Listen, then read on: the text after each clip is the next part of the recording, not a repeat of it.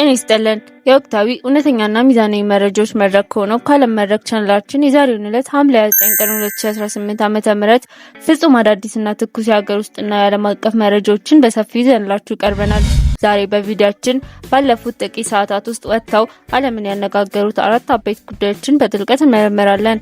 የመጀመሪያው ሰበር መረጃችን በሰሜን ኢትዮጵያ በሸረሪና በሱዳን ድንበር አካባቢ በኢፌዴሪ መከላከያ ሰራዊትና በትግራይ ታጣቂዎች መካከል በድንገት የተቀሰቀሰውን ከባድ ወታደራዊ ግጭት ወቅታዊ ሁኔታ በጥልቀት እንቃኛለን። በሁለተኛ የሀገር ውስጥ መረጃችን በሰሜን ሸዋ ዞን ሰላ ድንጋይ አካባቢ በሚገኝ አንድ ታሪካዊ ገዳም ላይ በደረሰ አስከፊ የናዳ አደጋ የ14 ምዕመናን ሕይወት ማለፉና የቀጠለውን የነፍስ አድን ዘመቻ እንመለከታለን። ወደ ዓለም አቀፍ መረጃዎቻችን ስንሻገር ደግሞ በአሜሪካና በኢራን መካከል የተቀሰቀሰውን አስፈሪ ጦርነት ተከትሎ ፕሬዝዳንት ዶናልድ ትራምፕ የሆርሙዝ ባህረ ሰላጤ በቅርቡ ይከፈታል በማለት ያስተላለፉት አዲስ መግለጫና የኳታርን አዲስ የሽምግልና ጥረት እንመረምራለን። በመጨረሻም በሩሲያና በዩክሬን ጦርነት በኪቭ ከተማ ላይ የተፈጸመውንና 15 ሰዎችን የገደለውን መጠነ ሰፊ የባሊስቲክ ሚሳኤል ጥቃት እንዲሁም ይህንን ተከትሎ የመጣውን የዓለም አቀፍ ኑሮ ውድነት ቀውስ በጥልቀት እንቃኛለን።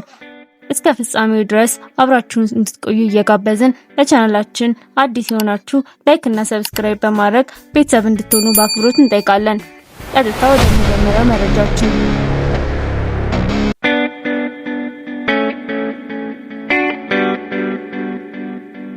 የመጀመሪያውና ዋነኛው ሰበር መረጃችን መላውን ሀገራችን በከፍተኛ ስጋት ውስጥ የጣለ አዲስ ወታደራዊ ክስተት ነው። ባለፉት ጥቂት ቀናት ውስጥ በሰሜን ኢትዮጵያ ከሱዳን ድንበር አካባቢ በምትገኘው ሸረሪና አካባቢ በኢፌዴሪ መከላከያ ሰራዊትና በትግራይ ታጣቂ ኃይሎች መካከል እጅግ ከባድ ወታደራዊ ግጭት መፈጠሩ ዓለም አቀፍ የዜና ምንጮች አረጋግጠዋል።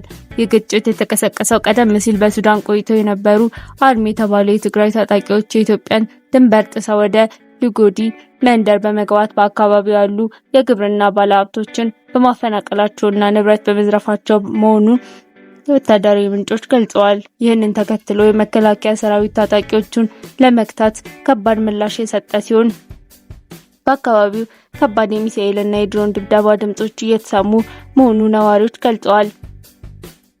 ዓለም አቀፉ የሰብአዊ መብቶች ተሟጋች ድርጅት አምነስቲ ኢንተርናሽናል ባወጣው አስቸኳይ መግለጫ ይህ አዲስ ግጭት በትግራይና በአጎራባች ክልሎች ያሉ ንጹሃን ዜጎች ዳግመኛ ለአሰቃቂ የሰብአዊ መብት ጥሰትና መፈናቀል ሊዳርግ እንደሚችል አስጠንቅቋል።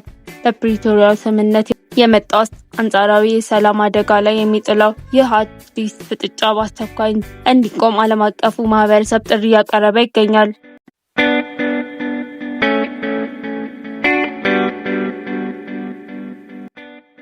ወደ ሁለተኛው የሀገር ውስጥ መረጃችን ስንሻገር መላውን የሀገራችንን ሕዝብ እጅግ ያሳዘነ ድንገተኛ የተፈጥሮ አደጋ እንመለከታለን። በአማራ ክልል ሰሜን ሸዋ ዞን ሰላ ድንጋይ ወረዳ በሚገኘው ታሪካዊ የጻድቃኔ ደብረ ምጥማቅ ቅድስት ማርያም ገዳም ላይ በደረሰ አስከፊ የናዳ አደጋ የ14 ምዕመናን ሕይወት ወዲያውኑ ማለፉ ተረጋግጧል።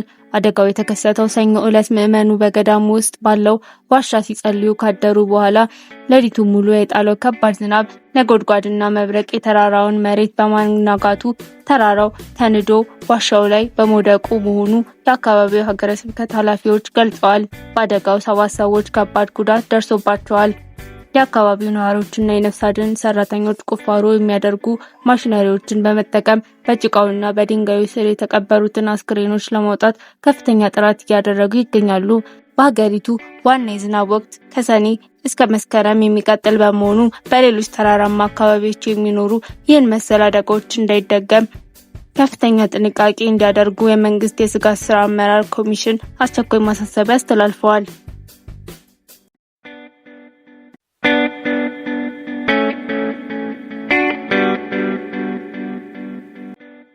አድማጮቻችን አሁን ደግሞ መላውን ዓለም በከፍተኛ ጉጉት ውስጥ ወደ ጣለው ታላቅ ዓለም አቀፍ የጦርነትና የዲፕሎማሲ ሰበር ዜና እንሸጋገራለን። በአሜሪካና በኢራን መካከል የተቀሰቀሰውና የዓለምን ንግድ ያዘጋውን የሆርሙዝ ባህረ ሰላጤ ቀውስ ለመፍታት አዲስ ተስፋ ታይቷል። የአሜሪካው ፕሬዝዳንት ዶናልድ ትራምፕ ትናንት ለፎክስ ኒውስ በሰጡት ድንገተኛ መግለጫ የሆርሙዝ ባህረ ሰላጤ በጣም በቅርቡ ለንግድ ክፍት ይሆናል ሲሉ በይፋ አስታውቀዋል። ትራምፕ እንዳሉት አሜሪካ ከሁለተኛው የዓለም ጦርነት በኋላ ታይቶ የማይታወቅ እጅግ ከባድ ወታደራዊ ጥቃት በኢራን ላይ ለመሰንዘር ተዘጋጅታ የነበረ ቢሆንም የኢራንን ባለስልጣን በታላቅ አክብሮት እባካችሁ እንወያይ በማለት ጥቃቱን በማቆም ወደ ንግግር መግባታቸውን ገልጸዋል። ይሁን እንጂ ንግግሩ ካልተሳካ አሁንም ከባድ ወታደራዊ እርምጃ እንደሚወስዱ አስጠንቅቀዋል። የኳታር መንግስት በበኩሉ በአሜሪካና በኢራን መካከል ያለውን ልዩነት ለማጥበብና የባህር መስመሩን በሰላም ለማስከፈት የሚደረገው የሽምግልና ድርድር ትልቅ መሻሻል እያሳየ መሆኑን በይፋ አረጋግጧል። የዲፕሎማሲ ሂደት ዓለምን ፖለቲካዊ ውጥረት ያረግበዋል ተብሎ ትልቅ ተስፋ ተጥሎበታል።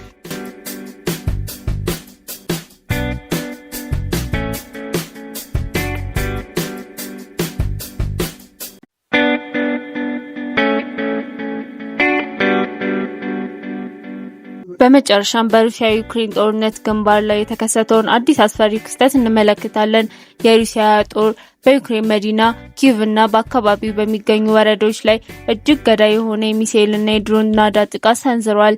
በዚህ ጥቃት በኪቭ ዙሪያ ባሉ የሲቪል መጋዘኖች፣ የምግብ ማከማቻዎችና የመኖሪያ ህንጻዎች ላይ በከባድ የእሳት አደጋ የተከሰተ ሲሆን በአጠቃላይ 15 ንጹሃን ዜጎች መሞታቸውና ከ40 በላይ መቁሰላቸው ተረጋግጧል።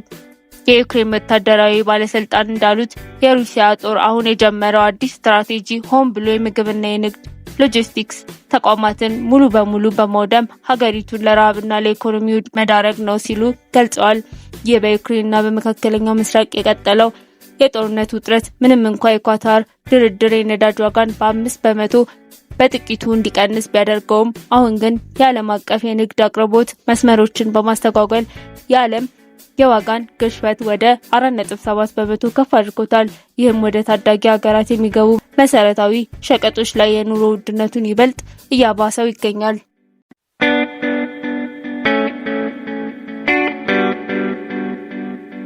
የተከበራችሁና የተወደዳችሁ የዓለም መድረክ ተመልካቾቻችን ለዛሬ ሐምሌ 29 ቀን 2018 ዓ.ም ያዘጋጀናቸው ፍጹም አዳዲስና ትኩስ የሀገር ውስጥና የዓለም አቀፍ ሰፊ መረጃዎቻችን እነዚህን ይመስሉ ነበር።